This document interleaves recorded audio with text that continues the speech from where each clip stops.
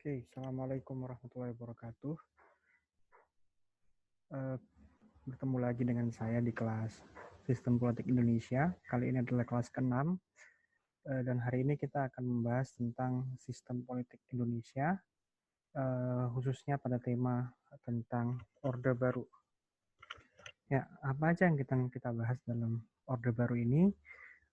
Pertama kita akan membahas tentang siapakah yang berkuasa di era Orde Baru. eh, Teman-teman mungkin sudah banyak yang tahu dari pelajaran sejarah IPS, tapi nanti akan kita bahas lagi secara lebih spesifik. Lalu juga beberapa hal penting terkait dengan Orde Baru, seperti misalnya depolitisasi, terjadinya KKN, atau korupsi, kolusi, nepotisme, adanya developmentalisme yang tidak merata, terjadinya kapitalisme kroni, dan munculnya oligarki, adanya rezim otoriter dan juga kekerasan negara, lalu juga peran militer dalam politik, teman-teman. Ya. Nah, membahas Orde Baru tanpa membahas Soeharto itu tidak adil. Jadi kita harus paham bahwa peran Soeharto dalam membangun sebuah konstruk tentang Orde Baru, baik secara konsep maupun praktik, itu sangat penting ya. Soeharto seringkali dipanggil sebagai demigod gitu, atau manusia setengah dewa, karena memang kuasaannya luar biasa, meliputi semua cabang pemerintahan, dan juga dikenal sebagai seorang smiling general karena semnya yang penuh dengan makna seperti itu.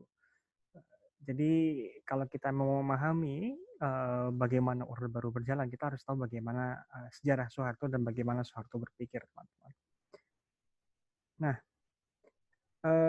kan saya sudah memberikan ini ya beberapa lagu-lagu Iwan Fals untuk teman-teman bahas di Google Classroom. Nah, di sini saya akan membahas satu persatu. Nah, siapa sebenarnya manusia setengah dewa yang dimaksud oleh Iwan Fals gitu ya. Meskipun lagu ini baru diciptakan tahun 2004, tapi ada juga keterkaitan antara manusia setengah dewa ini dengan figur Soeharto begitu ya.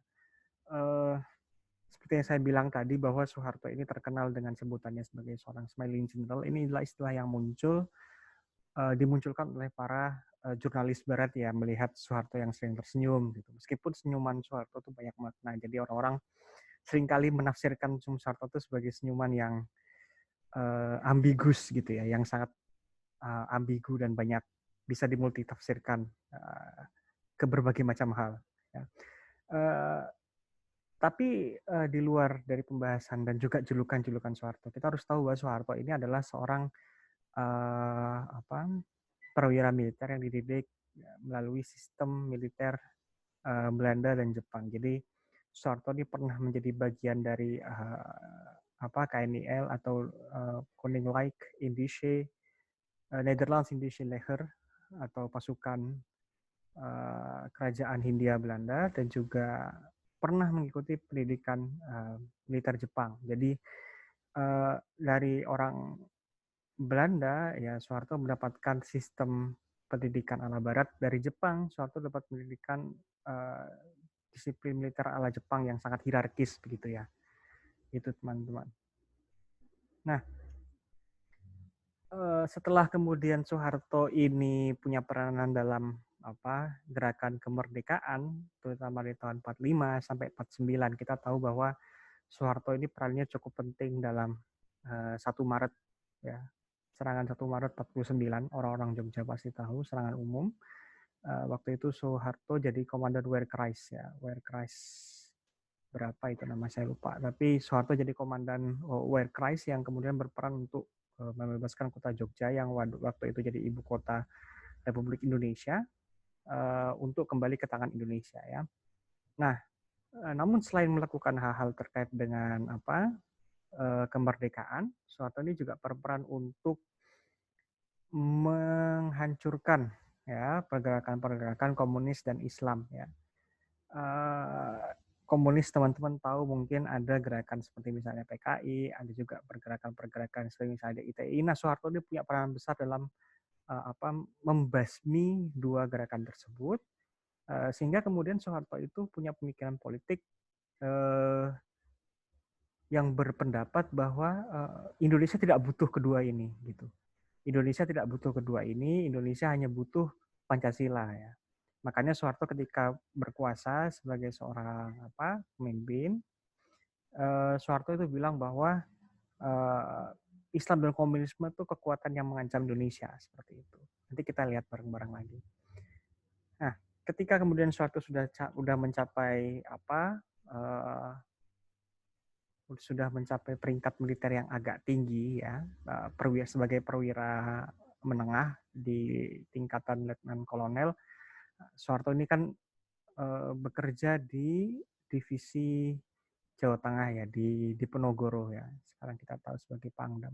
Daerah komando daerah militer Diponegoro ya, Kodam 4. Nah, Soeharto ini punya peranan besar untuk mengatur sistem bisnis ya. Nah, jadi waktu itu tentara tuh sangat sibuk berbisnis gitu ya, banyak berbisnis, membuka koperasi ya, seperti juga pegawai sipil di kantor-kantor pemerintahan. Tentara juga terlibat dalam menggerakkan roda perekonomian di daerah. Nah, satunya waktu itu Soeharto membangun banyak sekali jaringan dengan para pebisnis ya. Seperti misalnya yang paling terkenal adalah jaringan bisnis antara Soeharto dengan Lim Siulong Liong atau pemilik dari Saling Group yang kemudian mengembangkan bisnis mie terbesar di Indonesia atau Indofood dan Indomie. Selain itu juga punya jaringan dengan Bob Hasan. Nanti kita tahu ada banyak sekali bisnis-bisnis yang dikembangkan oleh bersama Bob Hasan ini oleh Soeharto ya. Jadi memang Soeharto ini sudah banyak sekali berkecimpung di dunia bisnis dan ilmu yang didapatkan ini bermanfaat untuk mengembangkan kekuasaannya ke depan. Sempat ditindak namun kemudian dikembalikan lagi ke bisnis militer, bukan ke bisnis militer ya, ke militer begitu teman-teman. Nah, apa saja yang terjadi setelah transisi kekuasaan? Ini kita langsung melompat ke setelah G30S PKI ya. G30S yang kabarnya dilakukan oleh PKI. Nah, setelah G30S, Soeharto pada masa itu dipercayakan oleh Soekarno lewat Super Semar atau Surat Perintah 11 Maret tahun 66 bahwa Soeharto akan menjadi Pangkom Kaptip ya, atau memiliki kewenangan untuk memastikan keamanan dan ketertiban di wilayah ibu kota dan sekitarnya. Nah, lalu kemudian lewat adanya surat itu, Soeharto memiliki kekuatan besar, dan kemudian banyak sekali organisasi-organisasi ya yang terkait dengan PKI dan juga PKI sendiri dilarang. Lalu kemudian terjadi banyak sekali kriminalisasi terhadap anggota-anggota PKI, mantan anggota-anggota PKI yang jadi PNS kemudian dikeluarkan, yang memiliki bisnis kemudian digagalkan, dan banyak sekali orang-orang yang punya afiliasi dengan PKI itu dipersulit untuk memperoleh bantuan ekonomi dan juga pekerjaan di sektor publik sebagai PNS. Hal lain yang juga perlu diperhatikan adalah bahwa di era Soeharto terjadi semacam perubahan dalam sistem rantai komando di militer. Gitu. Jadi ada beberapa orang yang duduk di posisi perwira tinggi, seperti misalnya Ahana Sution,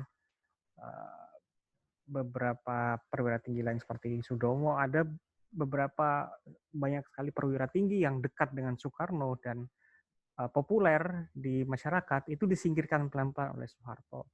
Karena Soeharto tidak mau kekuasaannya terancam oleh para perwira-perwira yang dianggap punya potensi untuk melawan Soeharto ke depannya.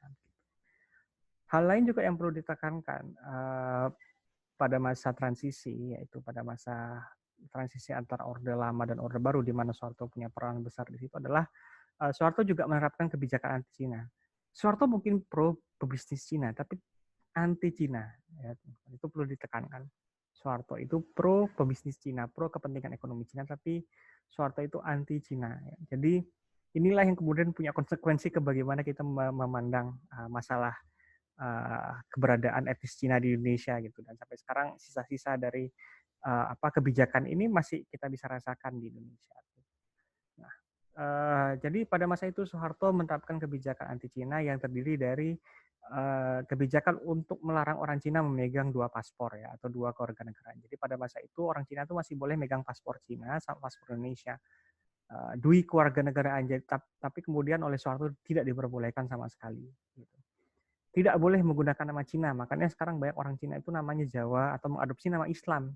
Seperti misalnya tadi Salim gitu ya, atau Tanujaya ya, atau siapa lagi yang kalian tahu, Tanu Sudibyo ya, itu nama-nama orang Cina yang dijawakan gitu ya.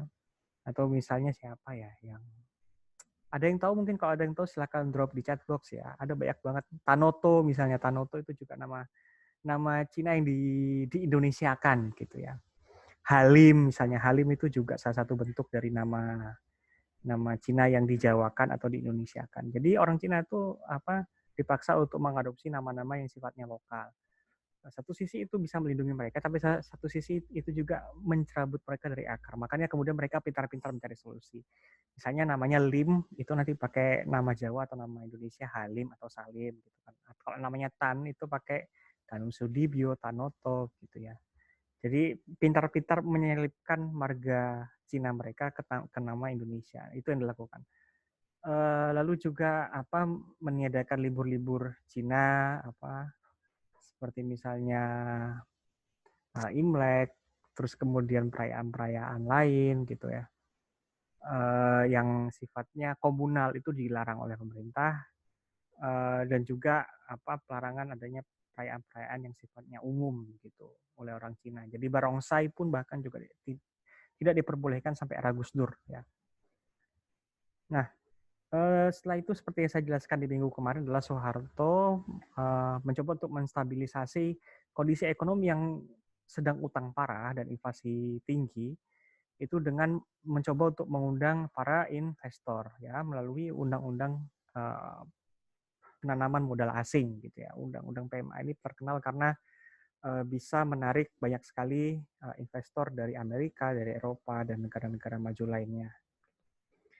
Ada juga inisiatif dari Soeharto dan juga para penasehat ekonominya untuk mengurusi utang dengan membentuk grup-grup supaya nanti grup utang-utang yang Indonesia miliki itu bisa dibayar dengan tempo yang lebih panjang gitu atau dengan tenor yang lebih ringan gitu ya. Jadi itu yang dilakukan oleh Soeharto juga. Nah, hal lain yang penting adalah Soeharto juga memastikan status Irian Jaya atau Papua menjadi milik Indonesia melalui proses PEPERA ya, PEPERA, penentuan pendapat rakyat. Meskipun ini kemudian kontroversial, terutama sekali ketika proses PEPERA ini dilangsungkan, apakah ini benar-benar representatif atau tidak, itu masih jadi hal yang dibicarakan, terutama oleh para aktivis Papua Merdeka. Gitu. Kata mereka PEPERA itu tidak sah, ya karena para peserta PEPERA itu dipaksa untuk datang dan juga dipaksa untuk menerima bahwa Irian Jaya akan menjadi bagian Indonesia. Gitu. Nah, saya mau beralih dulu ke poin pertama ya teman-teman ya setelah bahas transisi. Poin pertama dari Orde Baru yang penting untuk kita ketahui adalah bahwa Orde Baru itu fokusnya utamanya adalah pada depolitisasi. Jadi bagaimana kemudian proses pengambilan kebijakan itu bisa dikebiri, bisa diputus, dan bisa diperpendek gitu ya. Sehingga tidak terjadi perdebatan, tidak terjadi deliberasi, tidak terjadi diskusi, kebijakan bisa cepat diterapkan agar masalah cepat selesai seperti itu. Dan yang mengambil kebijakan biasanya hanya presiden gitu, DPR hanya jadi tukang stempel atau tukang cap ya. Nah, depolitisasi ini dimulai sebenarnya tidak pada era Orde Baru seperti saya bilang, namun pada era Orde Lama ketika kemudian Soekarno punya ide untuk meniadakan semua partai politik ya, karena partai politik dianggap punya egoisme ideologi yang tinggi ya, seperti itu. Nah, ini kemudian berlanjut di era Orde Baru dan kemudian hal pertama yang dilakukan oleh Soeharto untuk menyederhanakan sistem politik atau untuk mendepolitisasi politik Indonesia adalah melakukan simplifikasi sistem partai. Jadi partai dulu ada 50, ada 20, lalu sekarang jadi hanya 3, ada Golkar, PDI, dan P3. Golkar jelas merepresentasikan kepentingan kerah putih gitu ya, atau PNS ya, pejabat-pejabat, mereka-mereka yang bekerja di pemerintahan. PDI mewakili partai yang sifatnya marhaen atau buruh gitu ya. Dan P3 jelas mewakili partai Islam. Ya. Itu yang terjadi teman-teman. Sampai mana tadi? Oh ya, sampai sini. Nah, sistem partai yang kemudian dibagi oleh ketiga ideologi ini membuat mereka ini jadi lebih mudah diatur, ya, sehingga tidak terjadi banyak sekali keributan yang tidak perlu begitu kalau menurut Soeharto dan juga para politisi Orde Baru. Nah, hal lain juga adalah depolitisasi ini dilakukan dengan menguatkan peran eksekutif melalui peran presiden, ya, yang kemudian membiarkan parlemen itu lemah. Parlemen itu hanya sebagai instrumen atau alat politik untuk mengesahkan kepentingan dan juga kebijakan yang sudah ditetapkan oleh presiden. Lalu kemudian juga yang jadi masalah adalah lembaga peradilan yang lemah. Gitu. Jadi lembaga peradilan itu banyak sekali dikontrol oleh oleh presiden gitu ya, atau oleh lembaga eksekutif yaitu oleh Kementerian Hukum, yang memastikan bahwa keputusan hukum yang dikeluarkan tidak akan merugikan kelembagaan politik Orde Baru. Gitu. Nah, hal yang lain yang penting adalah juga adanya kelompok-kelompok kooperatif gitu ya, kelompok-kelompok yang berbasis profesi atau berbasis latar belakang, misalnya ada Korpri ya, atau Korps Pegawai Republik Indonesia yang seragamnya biru-biru itu, ya, itu untuk para PNS. Ada juga PKK ya, atau kerajinan ibu-ibu gitu ya, untuk perkumpulan keluarga untuk para ibu-ibu. Ada juga SPSI untuk para buruh dan juga MUI untuk para muslim. Tujuannya apa? Tujuannya untuk memastikan bahwa setiap segmen masyarakat itu dikontrol secara baik oleh pemerintah Indonesia gitu. Nah, depolitisasi parlemen ini jadi isu yang paling penting ya. Bahkan dulu ketua parlemen, ketua DPR RI Harboko itu dibilang sebagai singkatan dari hari-hari omong kosong. Kenapa? Karena memang parlemen tidak melakukan apapun untuk memberikan masukan pada pemerintah selain hanya juara diam gitu ya, atau cuma diam atau hanya tahu nyanyian lagu setuju. Itu seperti yang dinyanyikan oleh Iwan Fals ya. Ada oposisi, ada beberapa orang yang mencoba untuk menghentikan misalnya undang-undang yang dianggap merugikan rakyat, itu ada, tapi hanya sedikit dan biasanya itu sudah ketar-ketir karena pasti diawasi oleh intel atau diawasi oleh polisi gitu ya. Nah, hal lain yang penting adalah soal KKN ya, korupsi, kolusi, nepotisme, karena ini menjadi gaya hidup bagi para birokrat negara dan juga birokrat-birokrat yang duduk di BUMN gitu. Kenapa kemudian melakukan korupsi? Karena mereka pasti ingin meraih untung yang lebih besar lagi gitu ya dari sekadar gaji-gaji mereka yang memang pas-pasan. Atau kalau mereka sudah di atas, jadi bos, jadi direktur, manajer gitu ya. Ya mereka hanya ingin memastikan bahwa mereka bisa mengamankan jumlah duit yang banyak begitu ya. Ya ini bisa teman-teman dengarkan di lagu Tikus-Tikus Kantor misalnya. Atau juga ada kolusi dan nepotisme gitu sebagai sebuah alat untuk untuk menjamin akses politik gitu ya, baik secara politis maupun secara hukum gitu, untuk memastikan bahwa sebuah bisnis atau usaha itu bisa dijalankan tanpa ada hambatan yang berarti. Ini bisa kita lihat di lagu Iwan Fals yang Bento itu, teman-teman. Nah, hal lain yang penting adalah soal pembangunan atau developmentalisme ya. Jadi ini jadi salah satu titik berangkat untuk memahami Soeharto. Jadi Soeharto itu sangat ingin Indonesia itu dibangun dengan orientasi yang terpusat ya. Jadi Jakarta menentukan semuanya. Dan dalam menentukan kebijakan bangunan, Soeharto dibantu oleh Berkeley Mafia yang terdiri dari beberapa profesor. Salah satunya yang hidup adalah Profesor Emil Salim, ya, lulusan dari Universitas Berkeley. Nah, makanya mereka disebut sebagai Berkeley Mafia karena mereka lah yang mengatur kebanyakan proyek-proyek pembangunan di wilayah Indonesia. Gitu ya. Dan juga bagaimana kebijakan pembangunan harus diterapkan. Nah, seiring dengan adanya proyek pembangunan ini muncullah banyak investasi, terutama dari perusahaan-perusahaan Jepang. Namun kemudian upaya Jepang untuk mengembangkan investasi di Indonesia itu sempat terganggu. Kenapa terganggu? Karena sempat ada perlawanan dari mahasiswa yang kecewa bahwa pemerintah Indonesia tidak dapat menjamin kesejahteraan rakyatnya dan hanya melakukan eksploitasi terhadap sumber daya alam melalui tangan-tangan para investor asing gitu. Meskipun begitu kemudian gerakan Malari gagal, kebanyakan aktivis mahasiswanya sudah jadi politisi-politisi sekarang gitu ya. Itu yang terjadi teman-teman.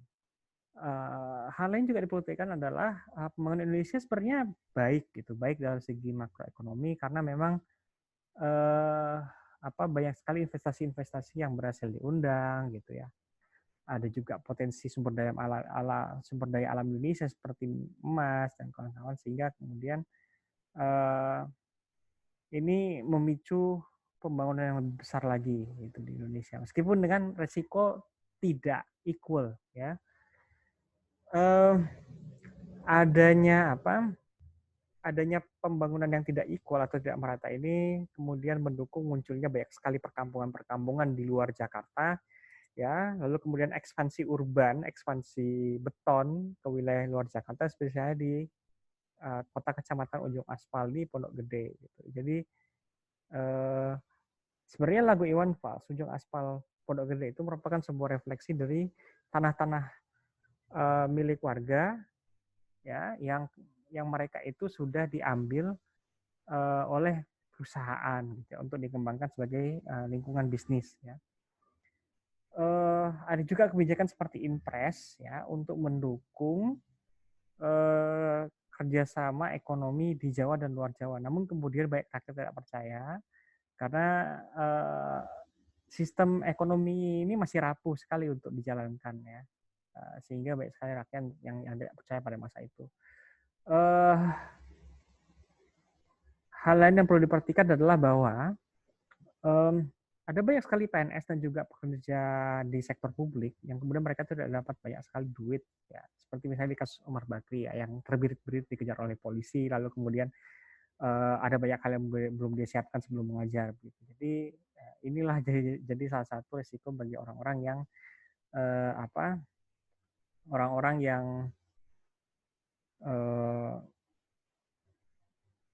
bekerja di level bawah gitu ya. Jadi Umar Bakri jadi salah satu kasusnya ya.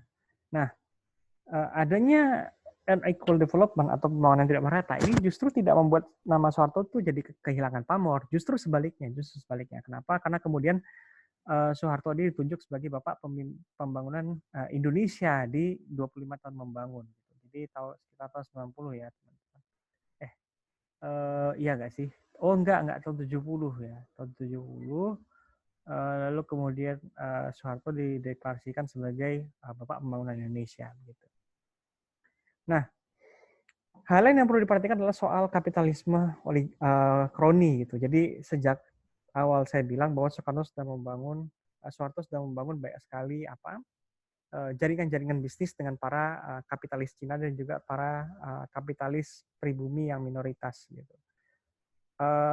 Lalu kemudian dengan adanya upaya kolaborasi ini, Soeharto juga belajar untuk melakukan liberalisasi pasar dan juga untuk melakukan pembatasan bank-bank yang sifatnya negeri.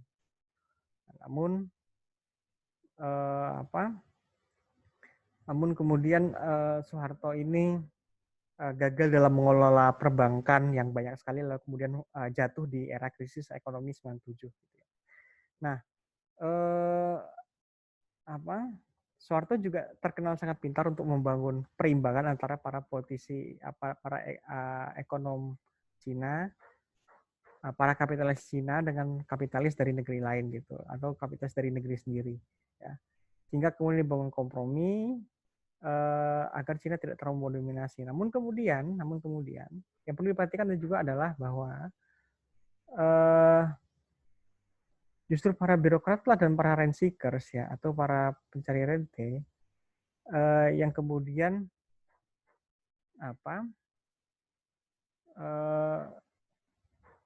ingin membuat sebuah kekuasaan baru setelah Orde Baru gitu. Lalu kemudian mereka jadi oligarki ya. Ini bisa kita lihat di kasus Indonesia yang sekarang, bagaimana kemudian para birokrat juga kapitalis yang pribumi mencoba untuk membangun oligarki baru di Indonesia ya. Setelah tahun 1990, setelah terjadinya masa-masa sulit di Indonesia pada tahun 1990, teman-teman. Nah, ini beberapa contoh dari bisnis-bisnis Soeharto, nanti teman-teman bisa lihat sendiri ya. Nah,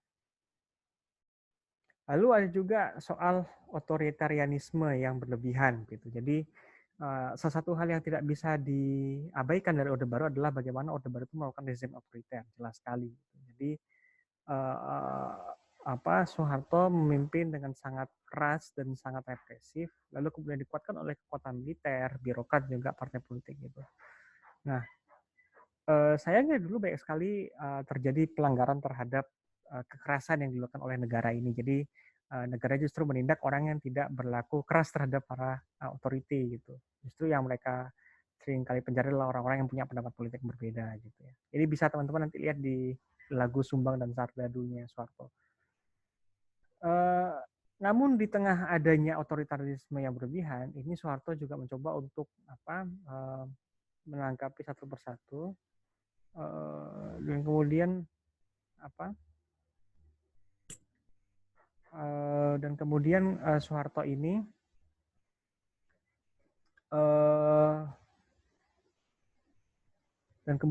ini mencoba untuk melakukan sebuah upaya untuk menekan semua gerakan oposisi yang ada ya, termasuk salah satunya adalah petisi 50. Nah, Soeharto ketika kemudian berkuasa tahun 80 itu mulai goyah ya, karena ada banyak sekali orang-orang yang dulu pro Soeharto kemudian menjadi anti Soeharto, dan kemudian orang-orang yang berada di tingkatan tinggi ini mengorganisasi diri lalu kemudian membentuk namanya petisi 50 untuk mengkritik Soeharto ya. Dan kemudian ini ditekan oleh Soeharto segera setelah deklarasi dari petisi 50. Dan teman-teman tahu juga ada banyak sekali koran-koran yang dilarang di era Orde Baru gitu ya, termasuk satunya yang paling terkenal adalah tetralogi Pulau Gurunya Pramudia gitu. Nah, sebelum kita nanti membahas soal tentang reformasi, saya minta teman-teman untuk memikirkan kata-kata di slide ini gitu. Apakah kemudian gelapnya Orde Baru ini harus kita lupakan terus, tidak? Atau apakah kemudian kekejaman politik Orde Baru ini kita biarkan saja? Kita pikirkan sama-sama. Terima kasih.